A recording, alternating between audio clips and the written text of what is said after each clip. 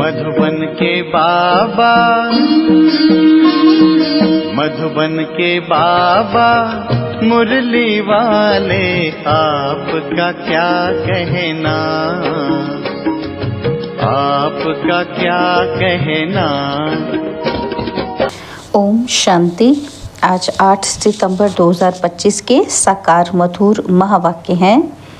आज मीठे मीठे बाप दादा बोले, मीठे बच्चे, पुण्य आत्मा बनने के लिए जितना हो सके अच्छे कर्म करो, ऑलराउंडर बनो, दैवी गुण धारण करो।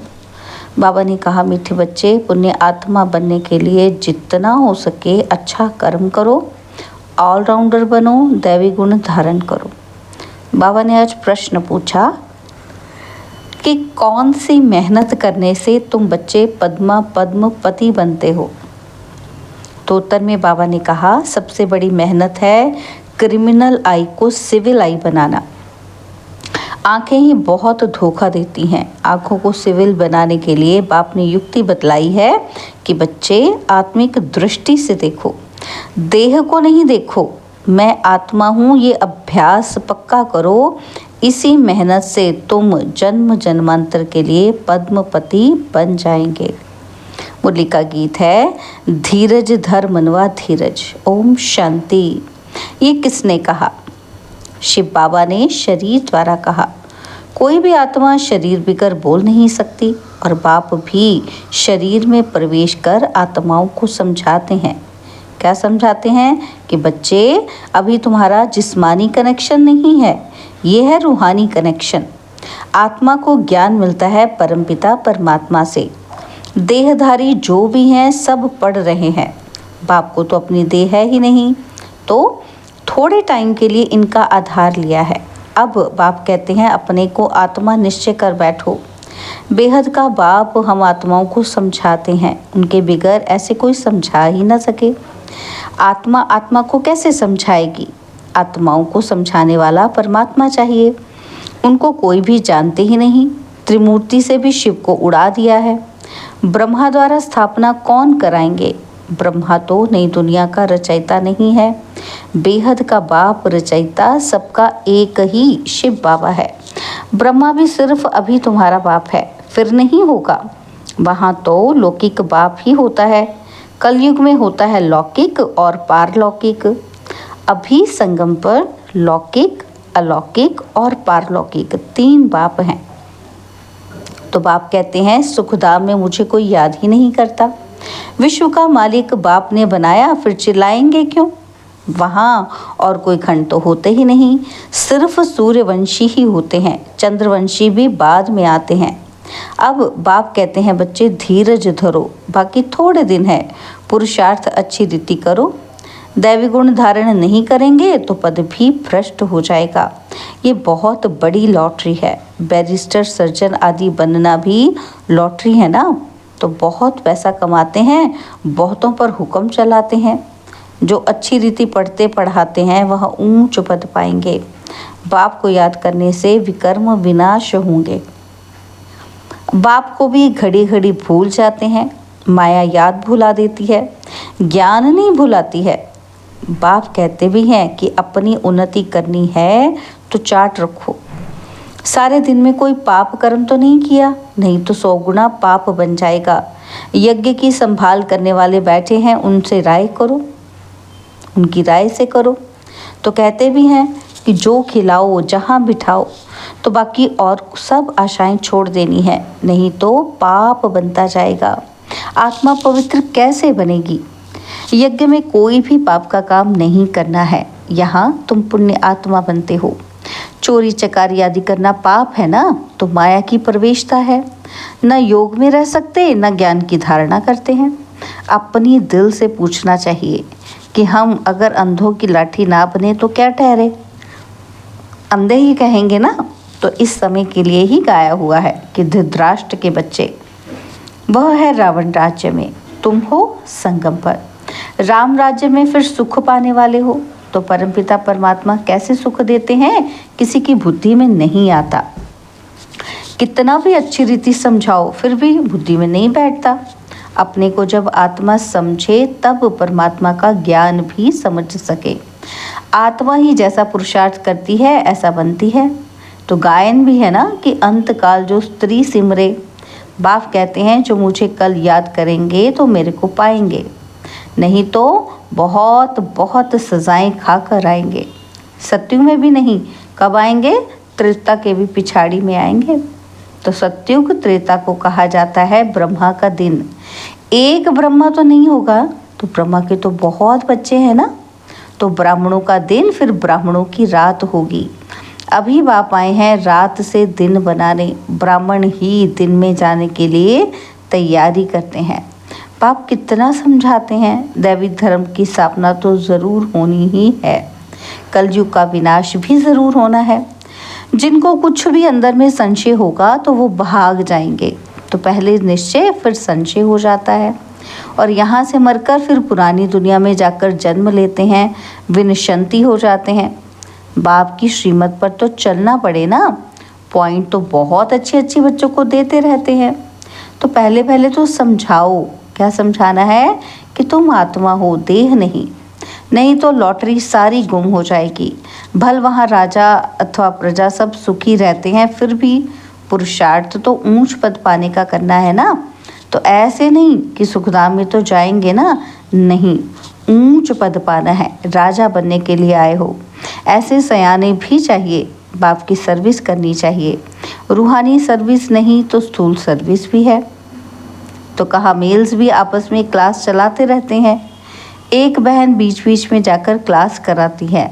झाड़ धीरे धीरे वृद्धि को पाता है ना, तो सेंटर्स पर कितने आते हैं और फिर चलते चलते गुम हो जाते हैं।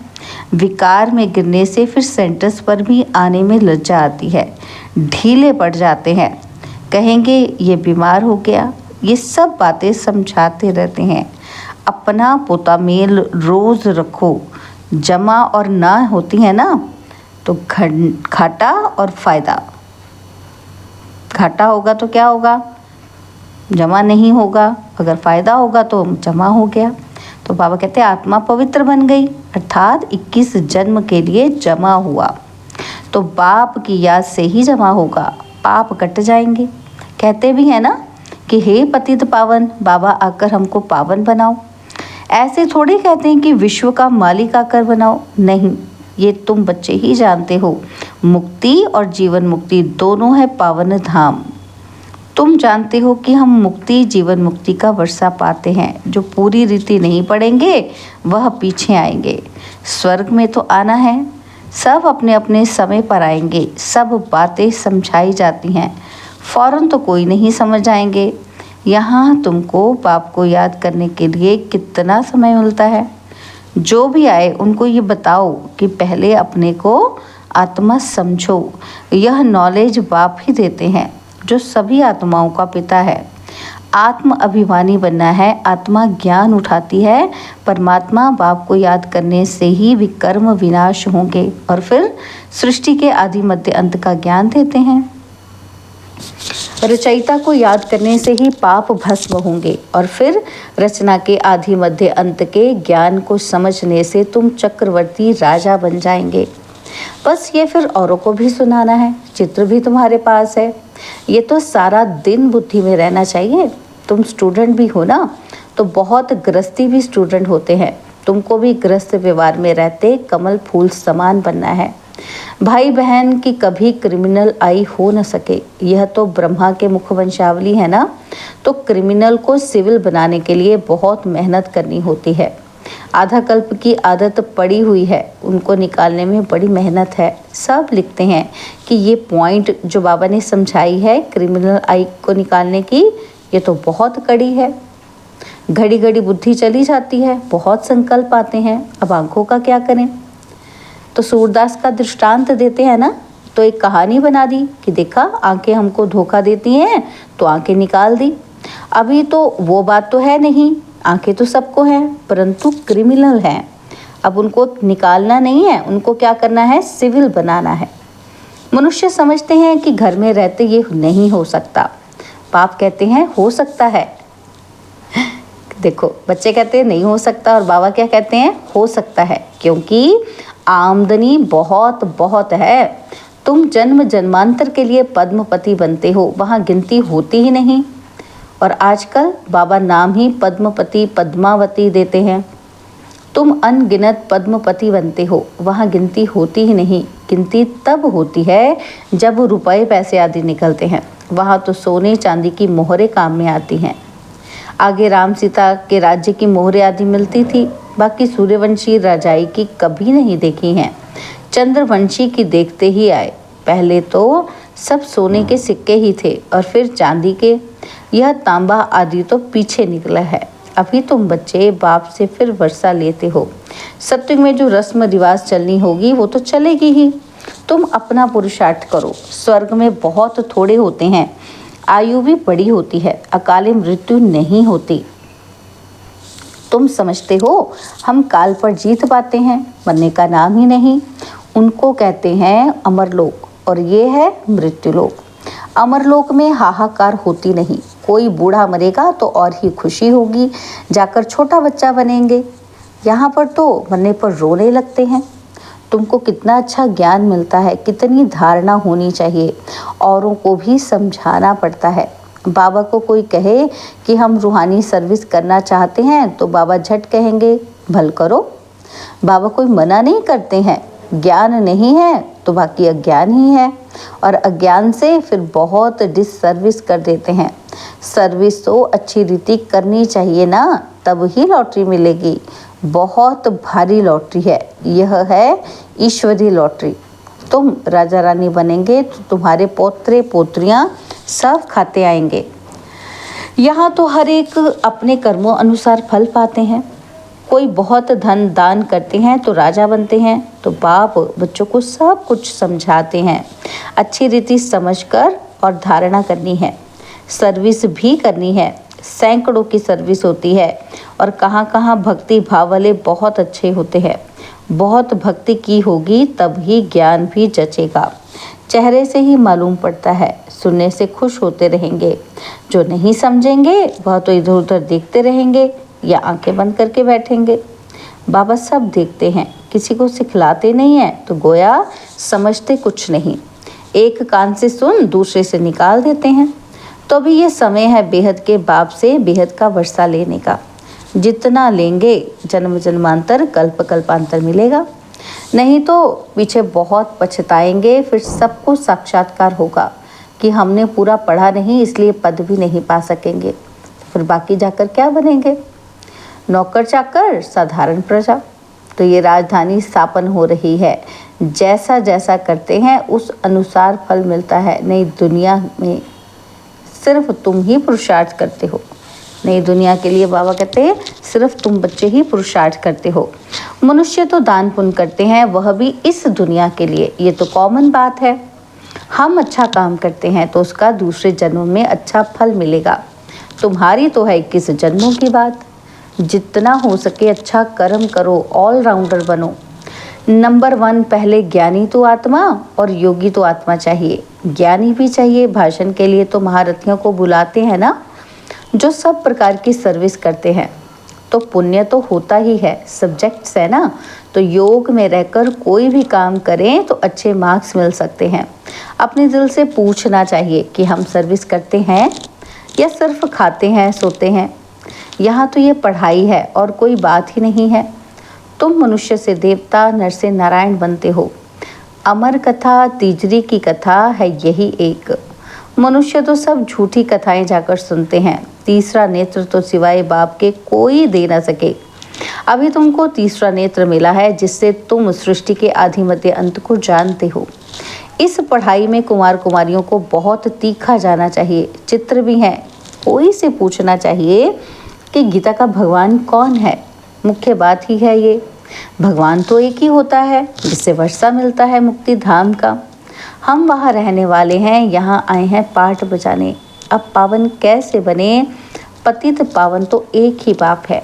आगे चलकर तुम बच्चों की अवस्था भी बहुत अच्छी हो जाएगी। बाप किस्म किस्म से समझानी देते रहते हैं। एक तो बाप को याद करना है तो जन्म जन्मांतर के पाप मिट जाएंगे। अपने दिल से पूछना है कि हम कितना याद करते हैं। चार्ट रखना अच्छा है, अपनी उन्नति करो। अपने ऊपर रहम कर अपनी चलन देखते रहो। अगर हम भूले करते रहेंगे तो रजिस्टर खराब हो जाएगा। इसमें दैवी चलन होनी चाहिए। गायन भी है ना कि जो खिलाएंगे, जहाँ बिठाएंगे, जो डायरेक्शन देंगे वो करेंगे। डायरेक्शन तो ज़रूर तन द्वारा देंगे ना। गेटवे टू स्वर्ग, ये अक्षर अच्छा है, ये द्वार है स्वर्ग जाने का। अच्छा, मीठे मीठे सिकिलदे बच्चों प्रति माता पिता, बाप दादा का याद, प्यार और गुड मॉर्निंग। रूहानी बाप की रूहानी बच्चों को नमस्ते। हम रूहानी बच्चों की रूहानी बाप दादाजी को दिलवा जान सिकवा प्रेम से नमस्ते। ओम शांति।